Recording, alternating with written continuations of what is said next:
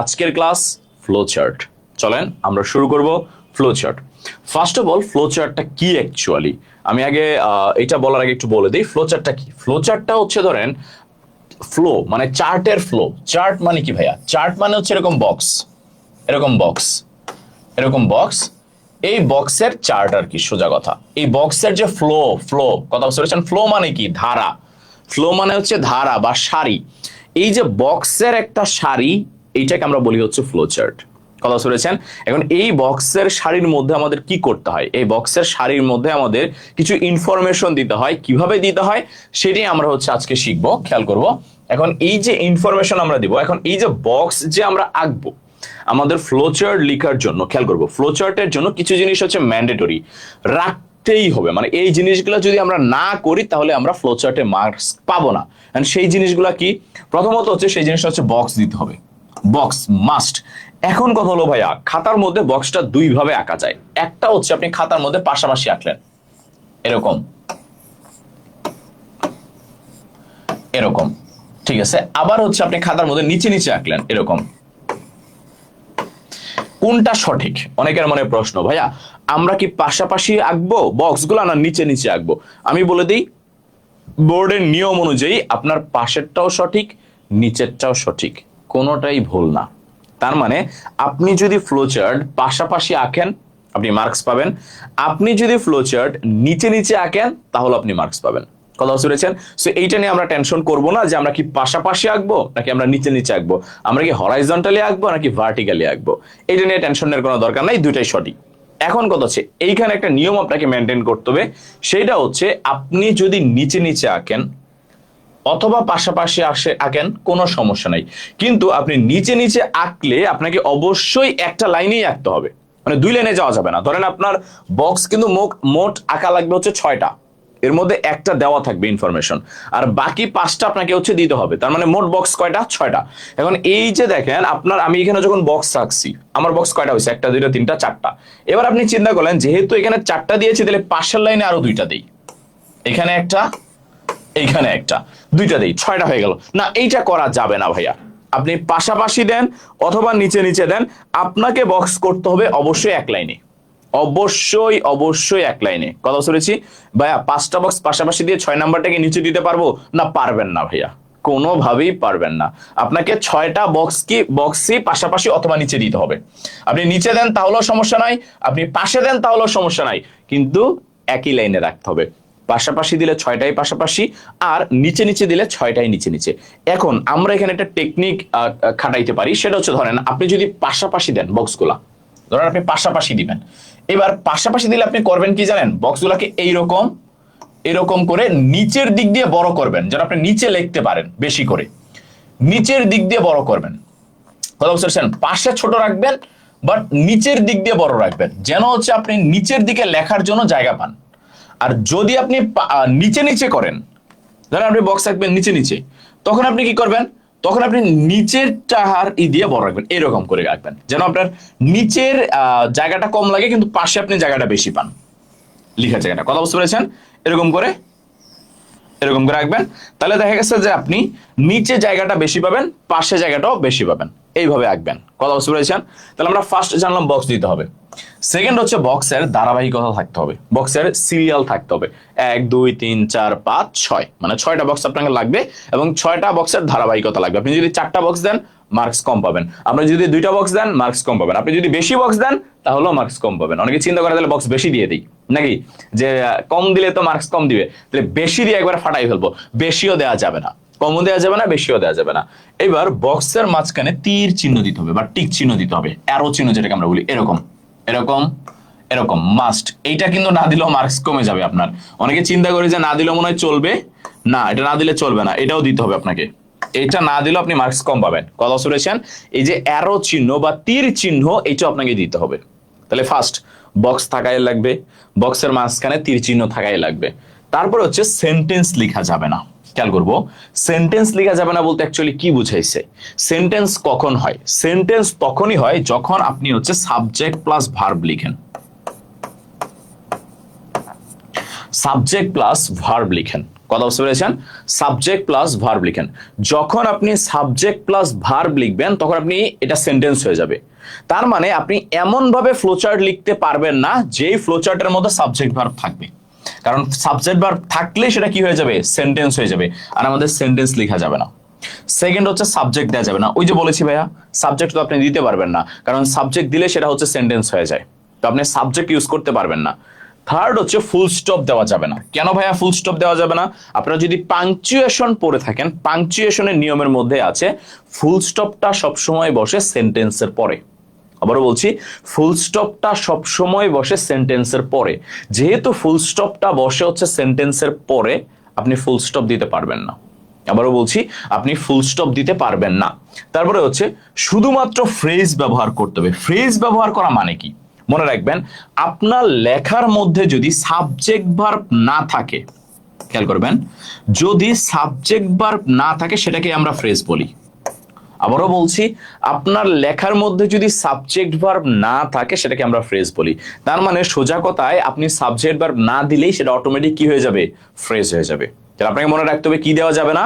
Subject verb দেওয়া যাবে না। কথা বুঝতে পারছি? সাবজেক্ট ভার্ব না দিলে অটোমেটিক সেটা কি হয়ে যাবে? অটোমেটিক সেটা ফ্রেজ হয়ে যাবে।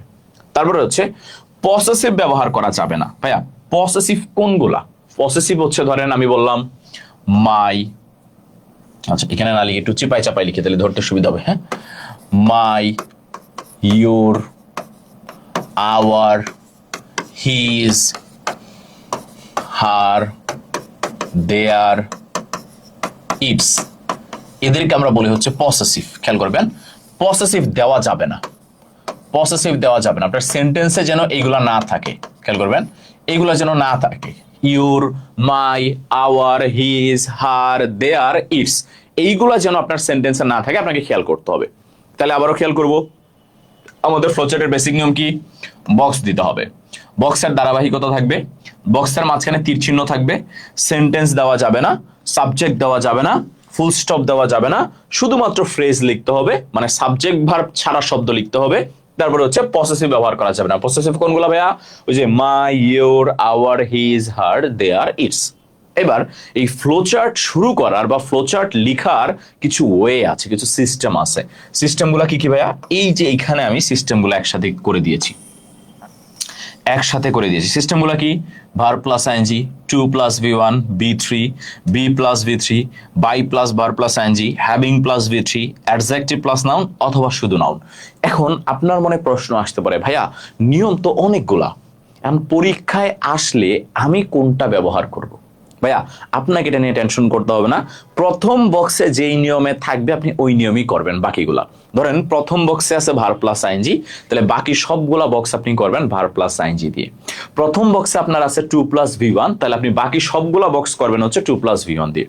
প্রথম বক্সে আপনার আছে হচ্ছে B3, তাহলে আপনি বাকি সবগুলা বক্সে করবেন হচ্ছে B3 দিয়ে। খেয়াল করবো, তার মানে আমাকে ফলো করতে হবে প্রথম বক্সকে। প্রথম বক্সে যা থাকবে আমি বাকি সবগুলো বক্সে তাই বসাবো। কথা বুঝতে পেরেছেন? আপনাকে নিজেকে চিন্তা করে আলাদা করে বসাইতে হবে না, আপনি জাস্ট প্রথম বক্সটাকে ফলো করবেন। এবছর আপনাদের যারা ইমিডিয়েট সিনিয়র, যারা পরীক্ষা দিয়েছে, আপনারা যদি তাদের একটা কথা খেয়াল করেন, তাদের ফ্লোচার্টটা আসছে ভার প্লাস আইএনজি দিয়ে। কথা বুঝতে পেরেছেন? এবং ভার প্লাস আইএনজি দিয়েই বেশিরভাগ ফ্লোচার্টটা আসে। তাহলে আপনাকে খেয়াল করতে হবে যে যারা যখনই আমার প্রথম বক্সে ভার প্লাস আইএনজি থাকবে, আমরা বাকি সবগুলো বক্স ভার প্লাস আইএনজি দিয়ে করবো। প্রথম বক্সটা B3 আছে, তাহলে আমরা বাকি সবগুলো বক্স B3 দিয়ে করবো। আমাকে নিজে থেকে চিন্তা করতে হবে না, আমি জাস্ট প্রথম বক্সটাকে কি করব? প্রথম বক্সটাকে ফলো করব। এইটা হচ্ছে আমাদের কাজ। কথা বুঝতে পেরেছেন? এখন প্রথম বক্সকে ফলো আরো কি কি ক্ষেত্রে করব? ধরেন আপনার প্রথম বক্সে ক্যাপিটাল লেটার আছে, ক্যাপিটাল লেটার মানে বড় হাতের অক্ষর, যেটাকে আমরা বলি ছোটবেলা থেকে, এই বড় হাতের অক্ষর দিয়ে শুরু হয়েছে, তাহলে আপনাকে কি করতে হবে? বাকিগুলো বড় হাতের অক্ষর দিয়ে করতে হবে। প্রথম বক্সে 1 আছে মানে সংখ্যা আছে, বাকি সব বক্সে আপনাকে সংখ্যা রাখতে হবে 2, 3, 4, 5, 6। প্রথম বক্সের সংখ্যা নাই, আপনি সংখ্যা দিবেন না। প্রথম বক্সে ছোট হাতের অক্ষর আছে, তাহলে বাকি সব বক্সে আপনি কি দিবেন? ছোট হাতের অক্ষর দিবেন। তার মানে আপনার কাজ হচ্ছে কি করা? প্রথম বক্সকে ফলো করা। এইবার আসেন, চলেন এই যে আমরা বেসিকটা দেখলাম এবং এইটাকে ফলো করে আমরা একটু ফ্লোচার্ট করার চেষ্টা করি। এই যেটা প্যাসেজ, আমাদের ফ্লোচার্ট আসে কোত্থেকে? প্যাসেজ থেকে। কারণ এই প্যাসেজ থেকে দেখেন আমাদের একটা ফ্লোচার্ট লিখতে বলছে, read above the passage and make a flowchart showing what relationship signify and what are the necessary to establish relationship. এখানে দেখেন দুইটা কথা বলছে, একটা হচ্ছে হোয়াট রিলেশনশিপ সিগনিফাই, রিলেশনশিপ আমাদের জীবনে কি তাৎপর্য নিয়ে আসে। আরেকটা কথা বলছে হোয়াট আর দ্য নেসেসারি, প্রয়োজনীয়তা, রিলেশনশিপের প্রয়োজনীয়তাটা কি। তার মানে আমি যদি সোজা বাংলায় বলি, এখানে একটা জিনিসই চাইছে, সেটা হচ্ছে রিলেশনশিপের গুরুত্ব চাইছে। খেয়াল করবো, এখানে রিলেশনশিপের গুরুত্ব চাইছে। এইবার আপনার কাজ হচ্ছে রিলেশনশিপের গুরুত্ব খুঁজে বের করা। একটা দেওয়া আছে, বাকি 5টা আপনাদের কাজ হচ্ছে বের করা। যেমন খেয়াল করেন এখানে আছে providing physical and emotional support. এখানে দুইটা জিনিস আপনাকে খেয়াল করতে হবে। একটা হচ্ছে শুরু করেছে ভার প্লাস আইএনজি দিয়ে। এবার যেহেতু প্রথমটা শুরু হয়েছে ভার প্লাস আইএনজি দিয়ে, আপনার বাকি সবগুলা করতে হবে কি দিয়ে? ভার প্লাস আইএনজি দিয়ে। আবারও বলছি, প্রথমটা যেহেতু শুরু হয়েছে ভার প্লাস আইএনজি দিয়ে, আপনার বাকি সবগুলাই করতে হবে ভার প্লাস আইএনজি দিয়ে। সেকেন্ড হচ্ছে দেখেন, প্রথমটা শুরু হয়েছে বড় হাতের অক্ষর দিয়ে, পিটা হচ্ছে বড় হাতের অক্ষর বা ক্যাপিটাল লেটার। তার মানে আপনাকে বাকিগুলাও লিখতে হবে কি দিয়ে? ক্যাপিটাল লেটার দিয়ে বা বড় হাতের অক্ষর দিয়ে। সোজা কথা, প্রথমটা যেটা হবে আপনাকে বাকিগুলোর ক্ষেত্রে সেটাই ফলো করতে হবে, সেটাই আপনাকে ফলো করতে হবে। তাহলে একটা ইনফরমেশন আমরা পাইলাম, providing physical and emotional support. আমাদের সম্পর্ক কি করে? সম্পর্ক আমাদেরকে শারীরিক এবং ইমোশনাল সাপোর্ট দেয়। এবার আমাদের কাজ হচ্ছে আরো 5টা ইনফরমেশন গ্যাদার করা। চলেন আমরা 5টা ইনফরমেশন খুঁজি। দেখেন এখানে কি বলেছে, যে ফেমাস গ্রিক ফিলোসোফার এরিস্টটল বলেছে প্রত্যেকটা মানুষই সামাজিক প্রাণী। এইটা আমাদের লাগবে না। আমাদের কোনটা লাগবে? আমাদের লাগবে হচ্ছে এই সম্পর্কের যে ইম্পর্টেন্স, গুরুত্ব, ওইটা আমরা খুঁজবো। আমরা এখানে দেখব কোথায় কোথায় সেই গুরুত্বটা আছে। এখানে বলছে establish relationship much like most animals, এখানে কিছুই নাই। বলছে however human relationships give meaning to their existence. এই যে খেয়াল করেন, হিউম্যান রিলেশনশিপ আমাদের কি করে? আমাদের অস্তিত্বের একটা, অস্তিত্বের এক্সিস্টেন্স মানে হচ্ছে আমাদের অস্তিত্ব, এই অস্তিত্বকে প্রকাশ করে। কারণ আমরা যদি সম্পর্কই না বিল্ড আপ করতে পারি, আমাদের তো অস্তিত্ব থাকবে না। আপনি যদি বিয়ে শাদী না করেন, ধরুন আপনি বিয়ে করলেন না, তাহলে তো আপনার পরবর্তীতে আর ছেলে মেয়ে হবে না, ছেলে মেয়ে না হলে আপনার নাতিপতিও হবে না। তো এরকম সবাই যদি বিয়ে না করে, সবাই যদি সম্পর্ক বিল্ড আপ না করে, কারোরই নাতিপতি হবে না। তার মানে মানুষই তো থাকবে না, মানুষের কোনো অস্তিত্বই থাকবে না। তার মানে রিলেশনশিপ একটা কি করে? রিলেশনশিপ আমাদের করে কি? Give meaning to the existence. এইবার খেয়াল করেন, এইখানে আমাদের আছে গিভ, গিভ আছে কিন্তু গিভ, কিন্তু আমরা দেখে আসছি যে আমাদের প্রথমটা শুরু হয়েছে প্রোভাইডিং দিয়ে। তাহলে আমরা তো আর গিভ লিখতে পারবো না, আমরা এই গিভকে ভার প্লাস আইএনজি বানাই দিব। গিভকে ভার প্লাস আইএনজি বানাইলে ভাই কি হয়? হয় গিভিং। কথা বুঝতে পেরেছেন? তাহলে আমরা গিভকে কি বানাই দিছি? গিভিং বানাই দিছি। তারপরে কি আছে? Meaning to, giving meaning to people existence।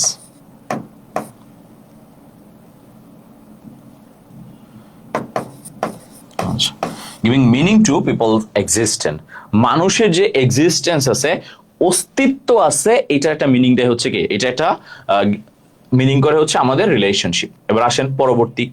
আচ্ছা, এইবার দেখেন ইন্সপায়ার দেম, মানুষকে মোটিভেট করে কিসের জন্য? তাদের শিক্ষা, এডুকেশন এবং ওয়ার্ক প্লেসে ভালো কিছু করার জন্য।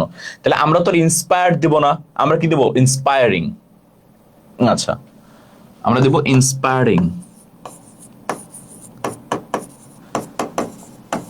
ইন্সপায়ারিং পিপল মানুষকে হচ্ছে কি করে? ইন্সপায়ার করে to do well in education. আচ্ছা, এডুকেশনটা এখানে নিবে না, আমরা নিচে লিখি education and workplace, and workplace. খেয়াল করবো, আমরা কিন্তু ফুল স্টপ দিতে পারবো না ভাইয়া। আবারও বলছি, ফুল স্টপ কিন্তু দিতে পারবো না। ফুল স্টপ দিলে কিন্তু আপনি মার্কস পাবেন না। ফুল স্টপ দেওয়া যাবে না। আবারও বলছি, ফুল স্টপ দেওয়া যাবে না। ফুল স্টপ দিলে আপনি মার্কস পাবেন না। আসেন তারপরে। আরো খুঁজি আমরা আর কি কি করে রিলেশনশিপ আমাদের। তার বলেছে রিলেশনশিপ আর ডিফারেন্ট কাইন্ডস, সাম আর ফ্যামিলিয়াল, কিছু পারিবারিক, কিছু রক্তের মাধ্যমে হয়। আচ্ছা, তারপরে হচ্ছে কিছু ক্লাসে তৈরি হয়। আচ্ছা, তারপরে হচ্ছে রিলেশনশিপ কিছু ওয়ার্ক প্লেসে তৈরি হয়। ওকে, এখানে সব রিলেশনশিপের প্রকারভেদ দেওয়া আছে। আচ্ছা, এখানে আসলে ওইরকম নাই, আমরা পরের ইয়েতে দেখি। বলছে all this relationship keeps us close to each other. এই যে রিলেশনশিপ আমাদের কি করে, আমাদের প্রত্যেককে একদম কাছাকাছি রাখে।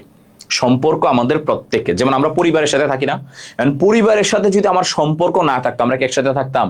থাকতাম না। তাহলে এই যে সম্পর্ক কি করে আমাদের সবাইকে একসাথে রাখে। তাহলে এই যে keep us close to each other, এবার আমরা কিপ তো আর দিতে পারবো না, আমরা কি দিব? আমরা দেব কিপিং। আমরা দেব কিপিং, কিপিং আস, আস মানে আমাদের, ক্লোজ টু ইচ আদার।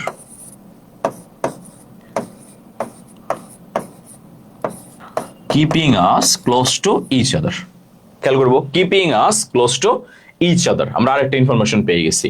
আরো আমরা খুঁজি whose family feels the pain of loneliness and isolation. আচ্ছা, সাপোর্ট, তারপরে হচ্ছে কি করে, সাপোর্ট দেয়, লাভ দেয়, ভালোবাসা দেয়। তাহলে আমরা বলতে পারি না giving support and love, giving support, যাদের সাথে আমাদের সম্পর্ক থাকে তারা আমাদেরকে সাপোর্ট দেয় অ্যান্ড লাভ দেয়। Giving support and love, giving support and love. আসেন পরেরটা, আরেকটা লাগবে আমাদের, আরো অনেক আছে আমাদের হচ্ছে এত কিছু না, আমরা জাস্ট আরেকটা খুঁজবো আর কি। হ্যাঁ, এতগুলো আমরা হচ্ছে নিব না। ওকে, তারপর হচ্ছে when share। আচ্ছা, শেয়ারিং আওয়ার জয়, কথা বলেছেন শেয়ারিং জয়। আমরা যদি কারোর সাথে আনন্দ প্রকাশ করতে চাই তার সাথে আমার সম্পর্ক লাগবে। আপনি তো ধরেন একটা এ প্লাস পাইছেন, খুবই আনন্দ ফিল হচ্ছে, রাস্তায় একজন হাইটে যাচ্ছে, তার সাথে আপনি আনন্দ প্রকাশ করবেন যে শুনে যান আমি এ প্লাস পাইছি, এ প্লাস পাইছি? না, আপনি কার সাথে আনন্দ প্রকাশ করবেন? যার সাথে আপনার সম্পর্কটা রয়েছে। তাহলে আমাদের কি হবে? শেয়ারিং জয় অথবা sharing happiness, sharing happiness with others, happiness with others. তাহলে আমরা দেখলাম আমাদের সম্পর্কের আরেকটা গুরুত্ব হচ্ছে আমরা অন্যের সাথে আমাদের যেই আনন্দটা শেয়ার করতে পারি। দেখেন কত সুন্দর করে খুঁজে খুঁজে বের করছি। আপনার কাজ হচ্ছে আগে খুঁজে বের করা, ইনফরমেশন খুঁজে বের করা। আপনি ইনফরমেশন খুঁজে বের করে যে দেখেন আমি কিরকম আন্ডারলাইন করছি না, এরকম আন্ডারলাইন করে ফেলবেন, এরকম আন্ডারলাইন করে ফেলবেন, করে ওইটাকে জাস্ট ওই ফর্মে নিয়ে যাবেন। লাভ থাকলে লাফিং, ইন্সপায়ার থাকলে ইন্সপায়ারিং, গিফট থাকলে গিভিং, কিপ থাকলে কিপিং। এইবার খেয়াল করেন এই যে এইখানে আমাদের এখানে যদি প্রোভাইডিং না থাইকা, ধরেন আমাদের এখানে প্রোভাইডিং নাই, আমাদের এখানে আসছে হচ্ছে টু প্রোভাইড। টু প্রোভাইড, দেখেন এইটা যদি টু প্রোভাইড হইতো আমাদের কিন্তু বাকি সব চেঞ্জ হয়ে যাইতো। তখন এটা কি হয়ে যাইতো? এটা হয়ে যেত টু গিভ। এটা কি হয়ে যাইতো? To inspire, to inspire. এটা কি হয়ে যেত? To keep. দেখেন সব চেঞ্জ হয়ে যেত। এটা কি হইতো? To give.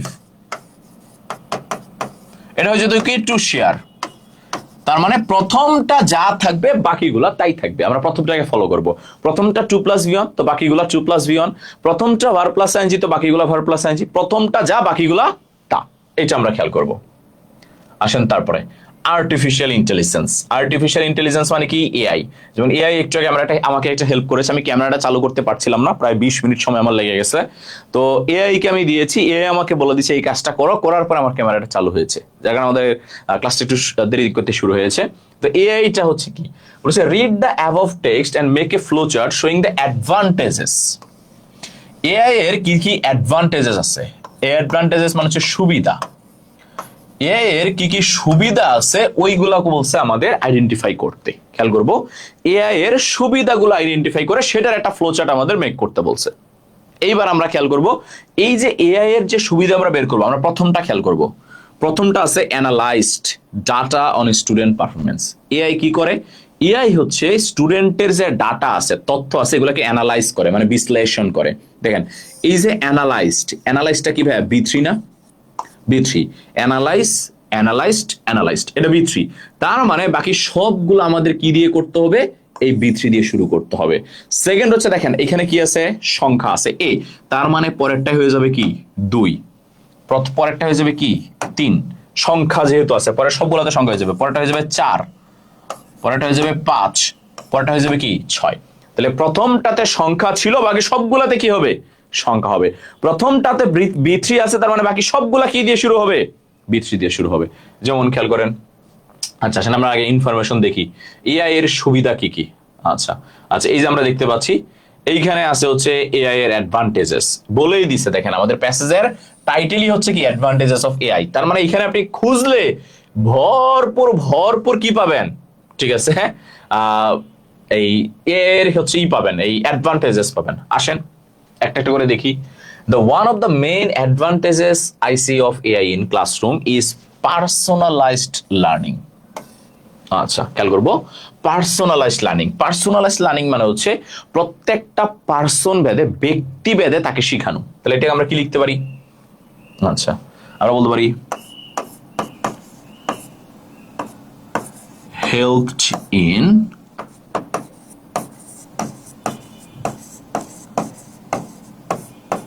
আচ্ছা বাহিরে যাওয়া যাবে না, হ্যাঁ বক্সের বাহিরে যাওয়া যাবে না, তাহলে কিন্তু আবার মার্কস পাবেন না, বক্সের ভিতরে রাখতে হবে। হেল্প ইন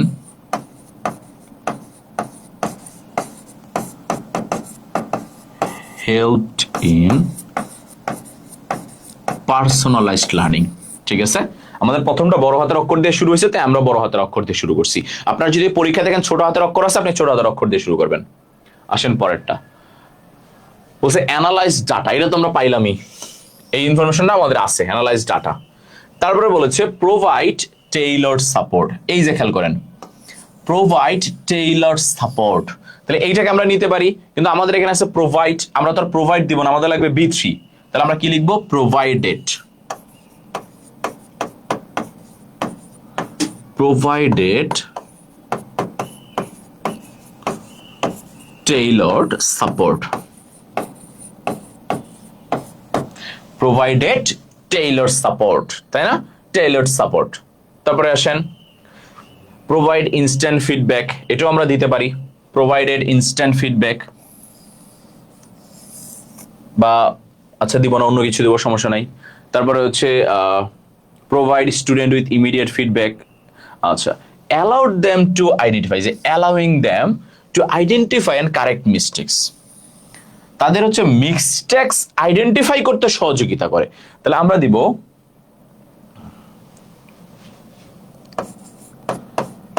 allowed, আমরা দিতে পারবো না, আমরা allowed দিব, মানে B3, allowed to identify and correct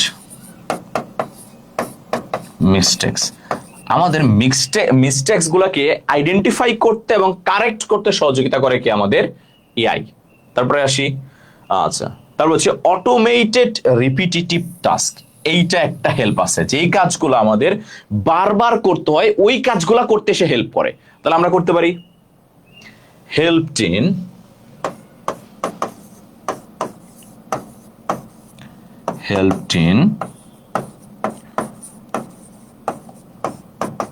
automated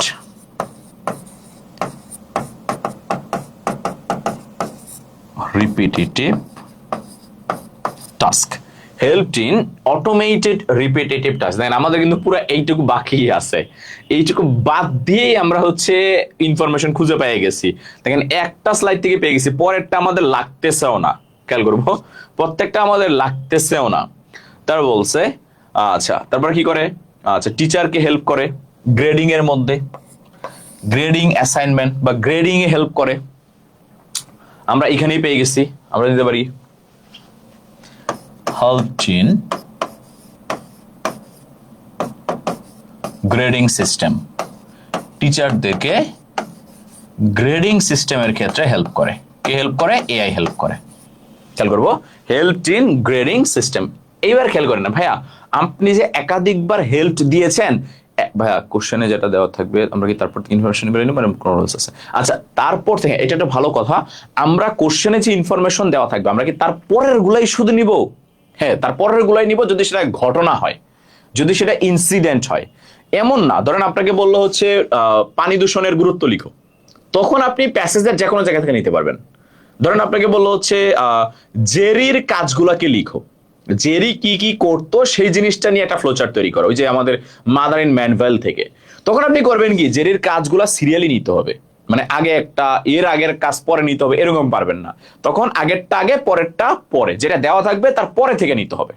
কথা বুঝতে পারছি? তাহলে ইনসিডেন্ট বা ঘটনা থাকলে আমরা পরে থেকে নিব, কিন্তু এরকম ইম্পর্টেন্স বা অ্যাডভান্টেজেস থাকে তখন আমরা যে কোনো জায়গা থেকে নিতে পারবো, কোনো সমস্যা নাই। এইটা হচ্ছে আমাদের সেকেন্ড ফ্লোচার্ট। আসেন তারপরে লিজেন্ড অফ গাজী, আপনারা পড়েছেন ফার্স্ট পেপারে, এই প্যাসেজগুলো কিন্তু আমরা পড়বো, এই প্রত্যেকটা প্যাসেজ আমরা আমাদের এই পেইড ব্যাচে পড়বো, একেবারে ধরে ধরে পড়বো। এই প্যাসেজগুলো নিয়ে আপনারা টেনশন নিবেন না, অবশ্যই নিব না। আমরা গ্রামার ক্লাস করেছি দুইটা, আজকে ফ্লোচার্টের ক্লাস করেছি, তারপরের ক্লাসটা আমরা ইনশাল্লাহ প্যাসেজের উপরে করব। প্যাসেজ নিয়ে আপনারা টেনশন করবেন না, প্যাসেজের প্রত্যেকটা লাইন বাই লাইন ধরে ধরে আমরা হচ্ছে পড়বো।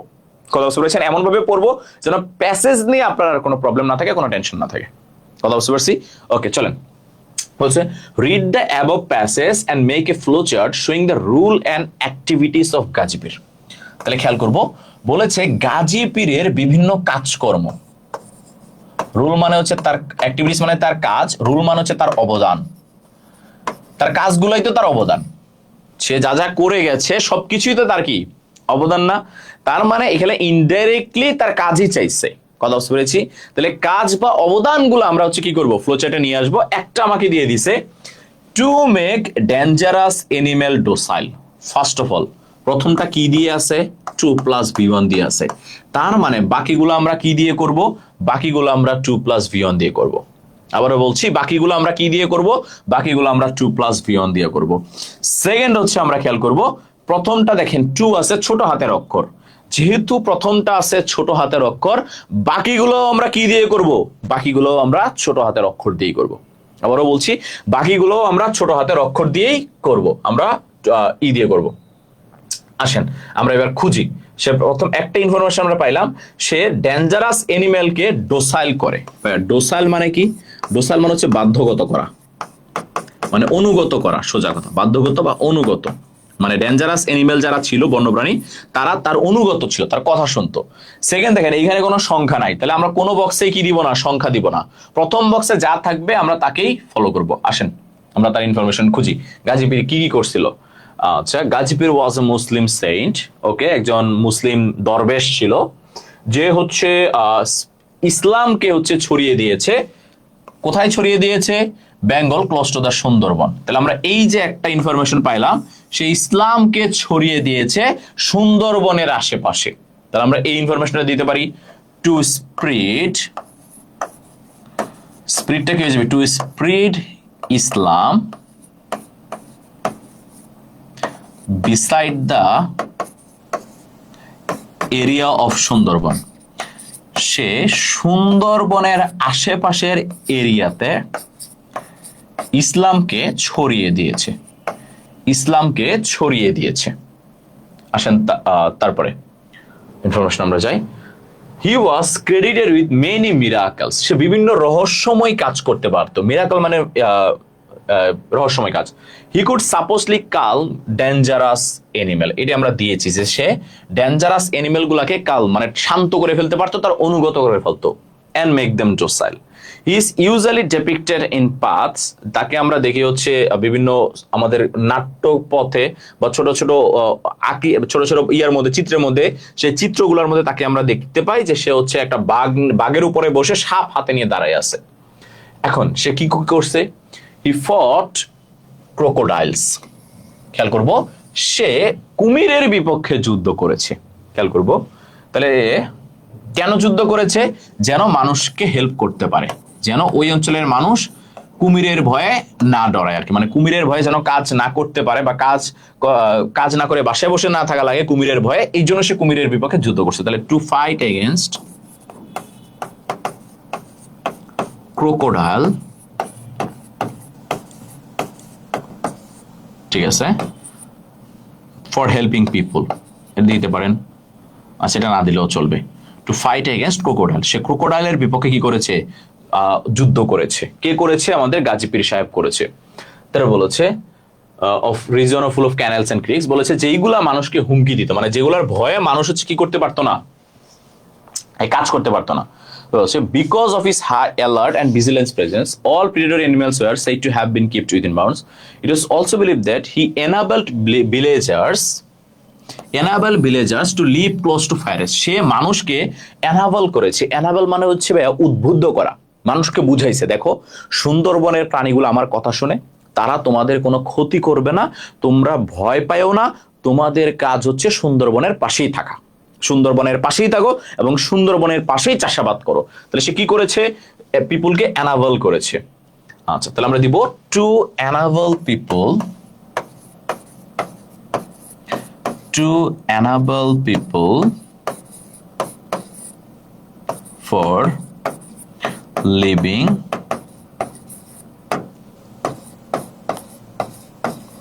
close to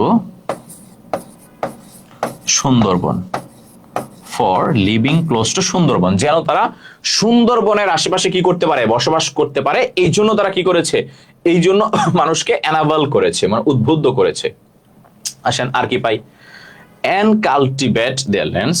আচ্ছা, এবার মানুষ যেন কাল্টিভেট করতে পারে, তাদের ল্যান্ডকে যেন কাল্টিভেট করতে পারে, এই ব্যাপারেও সে মোটিভেট করেছে, এই ব্যাপারে সে মোটিভেট করছে যে না তোমরা ভয় পাও না, প্রাণীকে ভয় না পাইয়া তোমাদের জমিকে তোমরা কি করো, চাষাবাদ করো। তাহলে আমরা বলতে পারি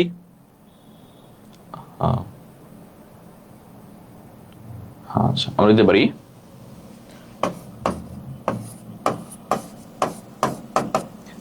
to motivate but to inspire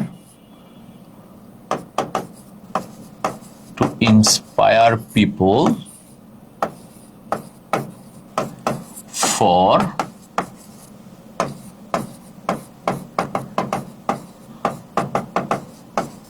cultivating lands। তারা মানুষকে, সে হচ্ছে মানুষকে ইন্সপায়ার করেছে তারা যেন কি করে, ওই তাদের জমিগুলোতে ফসল ফলায়, সেইগুলো যেন তার পশু প্রাণীর ভয়ে হচ্ছে কি না করে, মানে হচ্ছে মানে পশু প্রাণীর ভয়ে যেন জমিগুলোকে ফেলে না রাখে, তারা যেন সেটাকে চাষাবাদ করে, এটার ব্যাপারে সে ইন্সপায়ার করেছে। বলছে consequently people of this region would pray to him, তার মানুষ তার জন্য প্রার্থনা করতো প্রোটেকশনের জন্য। হচ্ছে the story of Gazipur has been preserved in folk literature as well as art, has been performed by indigenous leaders. Some Gazipur pat scroll are part of the collection of British Museum. আচ্ছা, এইখানে নিচে আর তার কোনো হচ্ছে ইয়া নাই, মানে তার কোনো অ্যাক্টিভিটি নাই, আমরা তাহলে তার অ্যাক্টিভিটির জন্য আমাদের আবার একটু উপরে যাইতে হবে, ঠিক আছে, যদি আমাদের হচ্ছে উপরে যাওয়া দরকার ছিল একটু। আচ্ছা আচ্ছা, এই যে এখানে সে মানুষকে প্রিডেটরি অ্যানিমেল থেকে বাঁচাইতো, খেয়াল করবো, টু সেভ পিপল,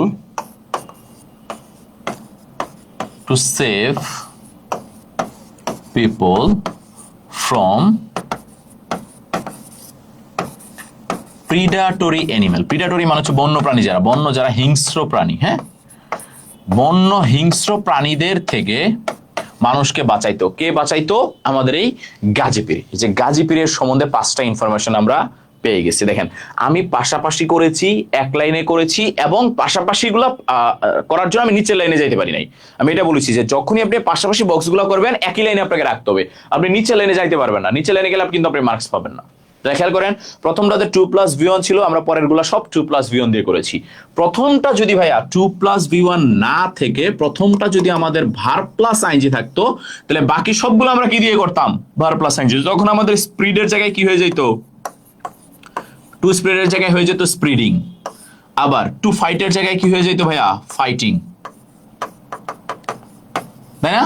তারপর হচ্ছে টু এনাবলের জায়গায় কি হয়ে যেত? এনাবলিং, এনাবলিং, সেম জিনিস। টু ইন্সপায়ারের জায়গায় হয়ে যেত ইন্সপায়ারিং, সেভের জায়গায় হয়ে যেত কি? সেভিং। তার মানে আমরা প্রথমটাকে ফলো করব, প্রথমটা যা থাকবে বাকি সবগুলাতে তাই থাকবে।